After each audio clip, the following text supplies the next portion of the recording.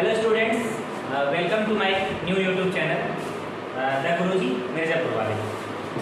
तो आज जो है हम जैसा कि हमने अपने कई सारे स्टूडेंट्स से ये प्रॉमिस किया था कि आज जो है कि हम अपना यूट्यूब चैनल लॉन्च कर देंगे। तो आज से जो है कि हम अपना यूट्यूब चैनल लॉन्च कर रहे हैं, जिसमें आपको इंग्लिश और कॉमर्स में आपका economics, business studies, money banking और अकाउंट्स के 11th 12th बीकॉम के सारे लेवल की वीडियोस मिल जाएंगे और इंग्लिश का आपका बेसिक्स से लेकर के हाई लेवल तक। अभी आज की जो वीडियो में हम कवर करेंगे वो टेंस है, ठीक है, और ऐसे ही पॉइंट वाइज करके वीडियोस को हम कवर करेंगे। जैसे अभी आज की वीडियो में टेंस हम खत्म करते हैं, टेंस खत्म करने के बाद फिर बेसिक्स स्टार्ट कर देंगे या फिर डायरेक्ट एंड इनडायरेक्ट स्पीच भी स्टार्ट किया जा सकता है। तो आज के बाद से इस चैनल पर जो है आपको इंग्लिश के और जो है कॉमर्स के सारे वीडियोस लगातार प्रोवाइड किए जाएंगे। अगर आप भी जुड़ना चाहते हैं और जो है इंग्लिश को एकदम बेसिक स्तर से सीखना चाहते हैं तो प्लीज़ जो है इस चैनल को लाइक और सब्सक्राइब कर दीजिए। जो है टॉपिक को हम कवर करेंगे, सुनिएगा ध्यान से। ये है टेंस, ठीक है। इससे पहले हम लोगों ने काफ़ी सारी चीज़ों को कवर कर चुके थे, ठीक है। तो आज का जो टॉपिक है हमारा टेंस पढ़ने से पहले आपके पास नाउन, प्रोनाउन, एडजेक्टिव और वर्ब तक की जानकारी होनी चाहिए। वर्ब के फॉर्म्स की भी जानकारी होनी चाहिए, ठीक है। वर्ब के फॉर्म्स, ठीक, फर्स्ट, सेकेंड, थर्ड। तो अगर हम टेंस की बात करें तो टेंस उस दिन हम पढ़ाए थे, स्टार्टिंग हो ही गई थी। तो टेंस क्या होता है कोई बताएगा? टेंस मतलब वर्ब का मतलब क्या होता है? वर्ब का मतलब क्या होता है? वर्ब का मतलब ये होता है, सिंपल सी बात में अगर कोई वर्ब कहे, वर्ब का मतलब काम का मतलब वर्ब। कोई ऐसा शब्द जिससे ये पता चले कि कोई काम किया जा रहा है या हो रहा है, ठीक है। या हिंदी में अगर किसी शब्द में ना नीने लग जाए, जैसे हंसना, खेलना, रोना, गाना, चलना फिरना, ये सारे वर्ब। अब हमने कहा हंसना, ठीक है, ये क्या है? वर्ब है। लाभ क्या है? वर्ब है। अब वो हंसने का मैं समय बता दूं, ठीक है, क्या बता दूं? हंसने के समय को बता दूं तो हो जाएगा टेंस। टेंस क्या करता है? वर्ब के द्वारा किए गए कार्य का समय बताता है, ठीक। तो अगर हम इसके टेंस के टाइप्स की बात करें तो आप प्रेजेंट, पास्ट और फ्यूचर 3 टाइप होते हैं, ठीक है। Present, past and future. मैं खड़ा हूँ, कल खड़ा था, आगे खड़ा रहूँगा, संभावना है, पता नहीं, आगे जो टपक गया उसकी बात कर रहे हैं, ठीक है। तो खड़ा था, खड़ा हूँ, खड़ा रहूँगा पर भरोसा नहीं, खड़ा था पक्का है रहूँगा नहीं रहूँगा पता नहीं। तो कह सकते हैं कि टेंस जो है प्रेजेंट, पास्ट और फ्यूचर। प्रेजेंट का मतलब हूँ, पास्ट का मतलब था और फ्यूचर का मतलब होगा, यानी फ्यूचर की बात कर रहा है, भविष्य की बात कर रहा है। इनके 4 टाइप्स होते हैं। 4 टाइप्स कौन कौन से होते हैं? Indefinite, continuous, perfect continuous. Past में भी 4 होते हैं, past indefinite, past continuous, past perfect continuous. अगर हम चारों की बात करें तो इंडिफिनिट में जो मैंने बताया था कि इसमें समय जो बताता है वो एकदम समय अनिश्चित होता है। कैसा होता है? मतलब समय कोई निश्चित नहीं होता है कि क्या टाइमिंग है, क्या कैसे, कुछ नहीं बताता इसमें। इंडिफिनिट कंटिन्यूअस में किसी भी टाइम का जो कोई भी वर्क होता है उसके टाइमिंग के बारे में कंटिन्यूअसली बताता है। जैसे कहता है कि जो है राम खेल रहा है, यानी राम के जो खेलने का काम है वो कंटिन्यूअसली क्या हो रहा है? चल रहा है, ऐसा ये बताता है कंटिन्यूअस। परफेक्ट, जब कार्य पूरी तरह से कंप्लीट हो जाता है तो कौन बताता है? परफेक्ट बताता है। और परफेक्ट कंटिन्यूअस मतलब काम कंटिन्यूअसली चल रहा है और कितने समय से चल रहा है वो भी अगर बताने लगे। जैसे मैं खेल रहा हूँ, ठीक है, मैंने क्या कहा? मैं एम प्लेइंग। अब मैं ये कहूँ कि मैं 2 घंटे से खेल रहा हूँ। अगर मैं कहूँ कि मैं 2 घंटे से खेल रहा हूँ तब वो क्या हो जाएगा? Present perfect continuous. समय अगर टाइम आ जाए, कंटिन्यूअस में प्लस टाइम आ जाए तो हमारी कहानी हो जाती है। ये चीज़ें नोट डाउन करा दिए थे पहले ही, ठीक है, ये सारी चीज़ें हो चुकी हैं। हम बढ़ रहे थे आगे प्रेजेंट इंडिफिनिट की तरफ से, ठीक है। तो जो उस दिन एब्सेंट थे वो हेडिंग डाले प्रेजेंट इंडिफिनिट टेंस, ठीक है। जो एब्सेंट थे और बाकी जो एब्सेंट नहीं थे, जो प्रेजेंट थे, उनके लिए कोई बात नहीं, वो देखेंगे। आज हम लोग प्रेजेंट इंडिफिनिट को खत्म करने की कोशिश करेंगे। या फिर बात करूँ तो सबसे जरूरी चीज होता है पहचान। हम फोकस किस पे करेंगे? हमारा फोकस रहेगा हिंदी और इंग्लिश दोनों पे। हमारा फोकस किस पे रहेगा? हिंदी और इंग्लिश दोनों पे। क्योंकि यूपी बोर्ड के भी बच्चे हैं और हमारे प्यारे प्यारे सीबीएसई बोर्ड वाले भी हैं। ठीक है, सीबीएसई बोर्ड वाले तो जो क्या खाली इंग्लिश में लिखवाएं तो यूपी बोर्ड वाले कहेंगे सर हमारे साथ धोखा हो रहा है ना, क्योंकि ट्रांसलेशन आता है कुछ नंबर का, उसको भी ध्यान में रखते हो। ऐसा करते हैं ना, देखो हिंदी से भी इंग्लिश सीख लेते हैं, इंग्लिश से भी हिंदी सीख लेते हैं, दोनों लोगों को फायदा हो जाएगा। तो सबसे बड़ी जरूरी चीज़ ये होती है कि पहचान। क्या होता है? पहचान। अगर हम सबसे बड़ी पहचान, अगर प्रेजेंट की पहचान की बात करूं तो अभी बताया मैंने, जहाँ पे लास्ट में है, हूँ, हो, क्या है, हूँ और हो ये लग जाता है तो क्या होता है? प्रेजेंट होता है, यही ना। अब प्रेजेंट में अगर इंडिपेंडेंट टेंस की पहचान मैं पूछूं तो सेंटेंस में, कोई भी सेंटेंस होगा उसमें वर्ब के लास्ट में क्या लगता है बेटा? क्या लगा रहता है बताओ? ता, ती, ते, ये लगा रहता है हमारा। ये कहते हैं हम हिंदी की पहचान की बात करते हैं। ठीक है, तो सेंटेंस में वर्ब के लास्ट में लगा रहता है ता, ती, ते, ये होती है हिंदी की पहचान। अब आते हैं हम जो है अपने रूल्स पे। पहला जो रूल है वो है सिंपल सेंटेंस, यानी इसको हम अफर्मेटिव भी बोल सकते हैं। हाँ बेटा, बोल सकते नहीं? अगर हम अफर्मेटिव का रूल देखें, तो अफर्मेटिव का रूल कहता है कि सबसे पहले क्या लिखो? सब्जेक्ट। क्या लिखोगे? फिर क्या लेके आओगे? वर्ब की फर्स्ट फॉर्म। फिर क्या लेके आओगे? यस या यस। फिर लेके आओगे ऑब्जेक्ट, फिर लेके आओगे अदर। नोट में कुछ चीजें होनी चाहिए हमारे। नोट में क्या चीजें होंगी? जैसे यस या यस लगेगा कहाँ, किसके साथ यस या यस लगाएंगे, किसके साथ यस या यस नहीं लगाएंगे। जैसे देखो, अगर हमारा सब्जेक्ट ही होगा, अगर हमारा सब्जेक्ट सी होगा, अगर हमारा सब्जेक्ट इट होगा, अगर हमारा सब्जेक्ट किसी का नेम होगा, और अगर हमारा सब्जेक्ट क्या होगा? सिंगुलर होगा। क्या होगा? सिंगुलर होगा। तो हम बेटा यस या ईएस क्या करेंगे? प्लस कर देंगे। ठीक है, और वही चीज बेटा अगर हमारा सब्जेक्ट आई होगा, अगर हमारा सब्जेक्ट यू वी होगा, अगर हमारा सब्जेक्ट यू होगा और हमारा सब्जेक्ट दे होगा, या फिर कोई प्लूरल होगा, ठीक है, तो हम क्या करेंगे? यस या ईएस ब्रैकेट में नॉट यूज्ड, मतलब हम इसका प्रयोग नहीं करेंगे। तो सिंपल सी बात, ट्रांसलेशन करने के लिए अगर हमें टेंस का ट्रांसलेशन करना है तो सबसे पहले अगर हमें क्या करना है? सब्जेक्ट को निकालना है। क्या निकालना है? सब्जेक्ट। और सब्जेक्ट जो होगा, अगर सब्जेक्ट सिंगुलर होगा तो ऐसे ये जोड़ देना वर्ब में। अगर सब्जेक्ट सिंगुलर नहीं है, प्लूरल है, आई है, चाहे वी है, चाहे यू है, दे है, तो क्या करेंगे? जैसे यस नहीं जोड़ेंगे। अब सबसे बड़ा सवाल ये है, ठीक है, तुम बताओ, तुम खड़े जाओ, सब्जेक्ट कैसे फाइंड आउट करते हैं किसी भी सेंटेंस में? किसी भी सेंटेंस में सब्जेक्ट कैसे फाइंड आउट करते हैं? बैठ जाओ। मौसम भूल जाते हो तुम लोग। अगर हमें किसी भी सेंटेंस में सब्जेक्ट निकालना है तो सीधे जाओ वर्ब के पास। किसके पास जाओगे? वर्ब के पास पहुंचो, कहो नमस्ते मस्ते कर, थोड़ा बहुत नमस्ते मस्ते करना है। गुड मॉर्निंग बोलते हैं, सीबीएसई वाले गुड मॉर्निंग बोलेंगे, यूपी बोर्ड वाले क्या कहेंगे? प्रणाम। तुम लोग भी गुड मॉर्निंग बोलोगे क्या?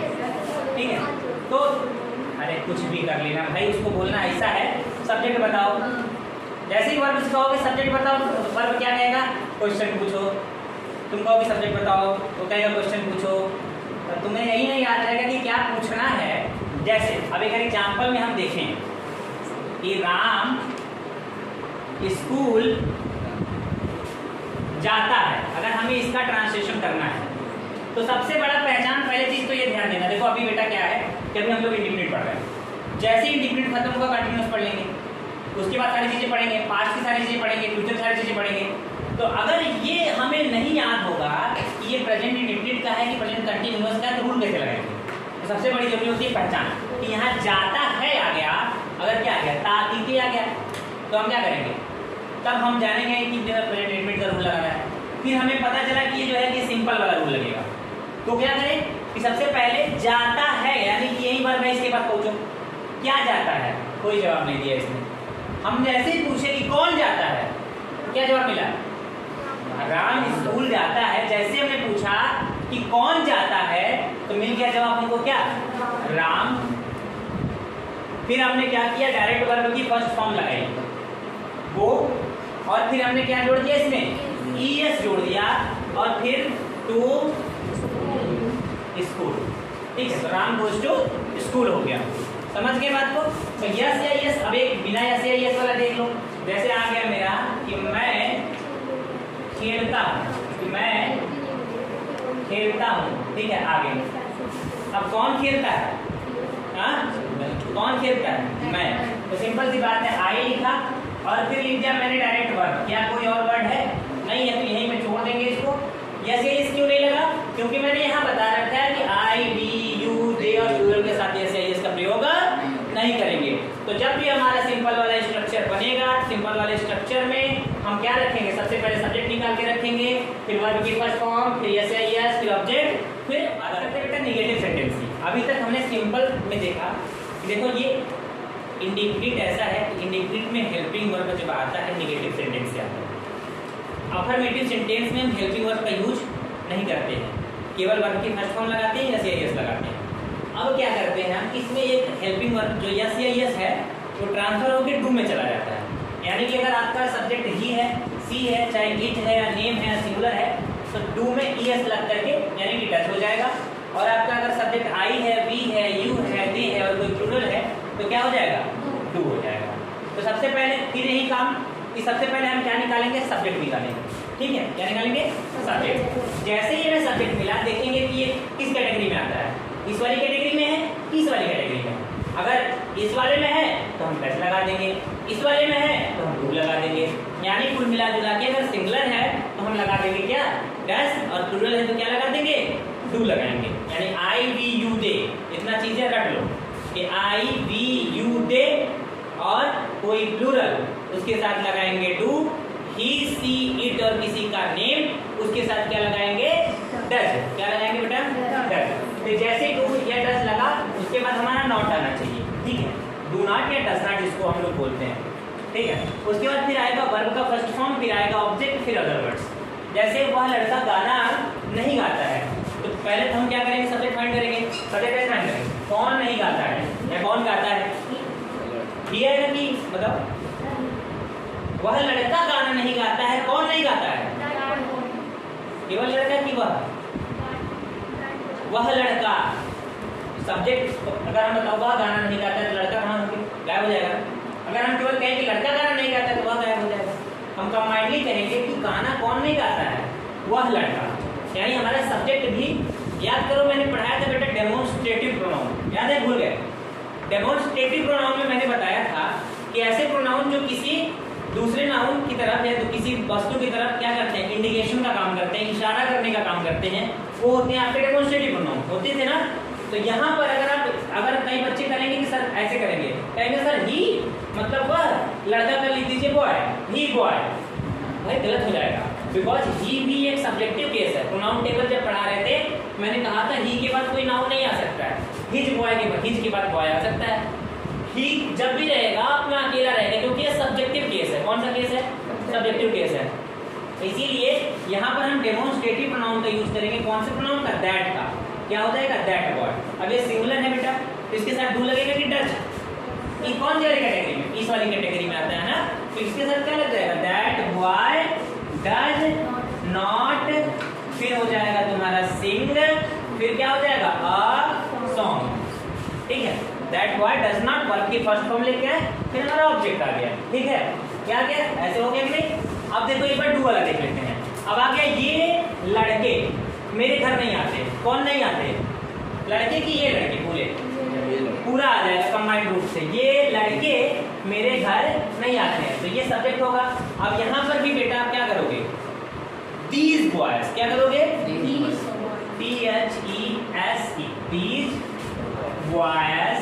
ठीक है, अब बताओ डू लगेगा कि डज, डू, क्योंकि बेटा ये प्लूरल है, लड़कियों की संख्या एक नहीं है। अगर एक होता तो हम डज लगाते हैं, जैसे कि यह लड़का या वह लड़का था। ठीक है, यहाँ पर है दीज बॉयज, फिर हो जाएगा डू, फिर नॉट, कहाँ हो गया, come to my home. Okay, समझे बात को कि नहीं? हो गया। अब हम देखते हैं नेवर का। मैंने जैसा कि बताया कि नेवर की एक अलग कहानी है।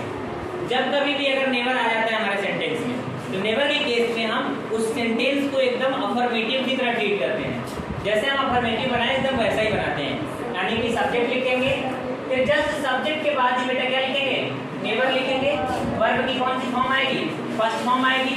यस या यस का भी प्रयोग करेंगे, ऑब्जेक्ट भी, अदर वर्ड्स भी। और यस या यस कब लगाते हैं हमें पता है, ही सी इट और नाम के साथ यस या यस लगेगा, आई वी यू दे और प्लूरल के साथ नहीं लगेगा, यानी कि वह सभी गाली नहीं देता है। और भूल करके भी नेवर वाले केस में हम डू डज का प्रयोग नहीं करना है।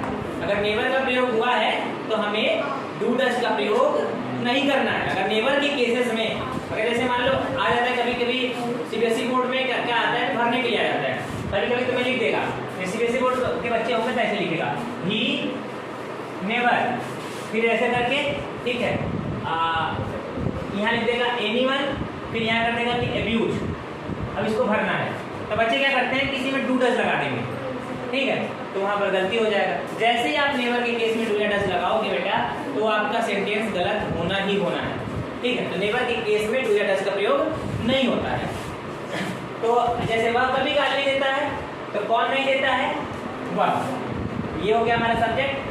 कभी नहीं का मीनिंग यहाँ हो जाएगा नेवर। अब्यूज, हाँ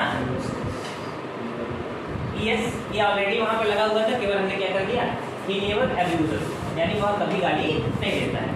तो यहाँ पर ऐसा लगाएं क्योंकि हमारा सब्जेक्ट सिंगुलर था। मैं कभी क्रिकेट नहीं खेलता हूँ, क्या हो जाएगा? आई के पास सीधे क्या लगाएंगे? नेवर। वर्ब की कौन सी फॉर्म? Play, first form. जैसे यस नहीं लगाए क्योंकि आई के साथ नहीं लगता, मैं लिखवा चुका हूँ इस चीज़ को, आई नेवर प्ले क्रिकेट। तो आज की जो वीडियो में हमने कवर किया है टेंस के जो है प्रेजेंट इंडेफिनिट टेंस का। प्रेजेंट इंडेफिनिट टेंस में हमने जो है सिंपल पढ़ लिया, ठीक है, कि सब्जेक्ट प्लस वर्ब की फर्स्ट फॉर्म जैसे I S, object plus other words. फिर हमने निगेटिव सीखा कि अगर निगेटिव सेंटेंस आ जाता है तो उसे कैसे बनाते हैं और उसका स्ट्रक्चर कैसा होता है, ठीक है। सब्जेक्ट प्लस डू या does plus not plus verb की first form plus object plus other word. Do या डज किसके साथ लगता है ये भी बता दिया गया आपको। फिर एक स्पेशल रूल आपने पढ़ा नेवर का, ठीक है। नेवर में आपको बता दिया बेटा, नेवर के साथ जो है जब भी कभी नेवर का केस आता है तो नेवर के केस में हम डू या डज का प्रयोग नहीं करते। उसका स्ट्रक्चर बनता है subject plus never plus verb की फर्स्ट फॉर्म प्लस यस या yes plus object plus other word. अब इसके बाद अब ये थोड़ा हम नहीं चाहते कि जो है कि वीडियो बहुत ज़्यादा लंबा बन जाए, इसकी वजह से मैंने इसको पार्ट 1 रखा है ताकि आप बोर भी ना हो। अब इसकी जब पार्ट 2 वाली वीडियो आएगी तो उसमें जो इंट्रोगेटिव सेंटेंस बचा है, अभी तो हमने सिंपल और निगेटिव कवर किया है, जिसके बाद यानी इंट्रोगेटिव सेंटेंस वाली वीडियो में हम सारी की सारी जो बेसिक्स और जो है कि एडवांस लेवल की जो सारी जो टेंसेस होंगे उसको सीखेंगे। तब तक के लिए बने रहिएगा वीडियो पे, ठीक है। धन्यवाद।